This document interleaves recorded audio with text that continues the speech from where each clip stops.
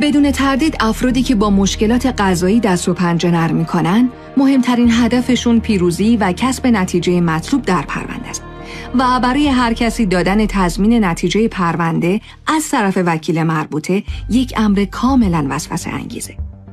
وکیلنماها با شناخت این نقطه ضعف‌ها و طرح‌های پیشنهاداتی مثل تضمین نتیجه پرونده، جابجایی اوقات رسیدگی، آشنایی با افراد صاحب نفوذ در دادگاه‌ها و ادارات، انجام 0 تا 100 پرونده با نصف قیمت متعارف و گرفتن کل حق الوکاله در پایان کار، از عدم آگاهی افراد سوء استفاده و سودجویی می‌کنند.